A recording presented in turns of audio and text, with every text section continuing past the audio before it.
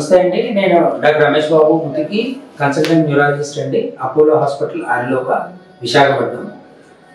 ఇక్కడ మనకి ఒక పేషెంట్ ఉన్నారు.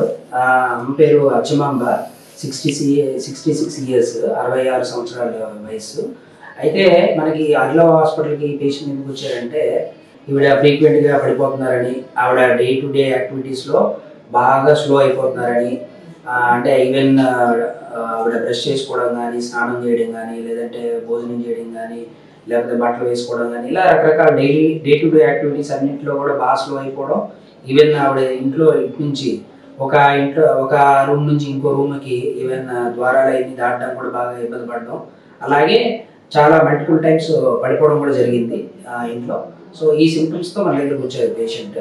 సో వచ్చిన తర్వాత లాస్ట్ 1 month నుంచి పేషెంట్కి మనం ఇన్వెస్టిగేషన్స్ అన్ని చేసి ట్రీట్మెంట్ స్టార్ట్ చేసాము. So she want to share her happiness here. నమస్తే అండి. నేను మోకాళ్ళలో కొంచెం ఇలా కుసించినట్టు అయ్యి పడిపోయేదాన్ని అండి. నేను అసలు నడవలేకపోయేదాన్ని, గదిలోంచి ఈ గదిలోకి వెళ్ళలేకపోయేదాన్ని అండి. అలాంటి పరిస్థితిలో నేను 3 నెలల నుంచి అలా బాధపడుతున్నాను. ఎన్నోసార్లు పడిపోయానండి. ఆ పరిస్థితిలో డాక్టర్ గారి దగ్గరికి వచ్చాను. వచ్చాక నాకు బాగానే ఉందని నెలల్లో నేను అటు ఇటు తిరగలుగుతున్నానండి. మోకాళ్ళ నొప్పులు అయితే తగ్గినాయి. కొంచెం మాట కూడా మొద్దు వచ్చేసిందండి. అసలు మాట రాలేదు, ఆ మాట కూడా వస్తుందండి నాకు. ఇప్పుడు బాగానే ఉందండి. ఇది డాక్టర్ దయ వల్ల నాకు ఈ మాదిరిగా ఉందండి. మా మదర్ అండి, మా మదర్ 3 months నుంచి చాలా ప్రాబ్లమ్స్ ఫేస్ చేశారండి. ఆవిడ తెలియకుండా ఆవిడే పడిపోతుండేవారు.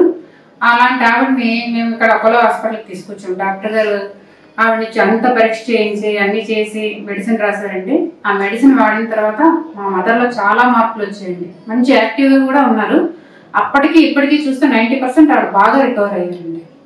సో ఇది ఏంటంటే this is called Parkinson's disease అండి. ఈ పార్కిన్సన్స్ డిసీజ్ అనేది మన బ్రెయిన్లో డాక్యుమెంట్కి సంబంధించి ఏదైతే సెక్రెషన్ ఉంటుందో అదంతా బాగా తగ్గడం వల్ల ఇలాంటి పేషెంట్స్ సిమ్టమ్స్ వస్తాయి.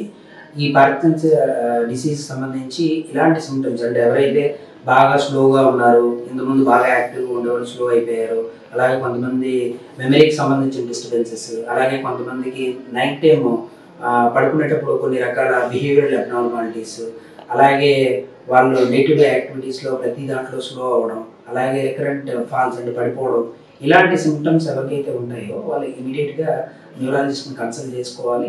సో ఇవన్నీ కూడా ట్రీటబుల్ కండిషన్స్. మనకి బీపీ. థ్యాంక్ యూ అండి. నమస్తే.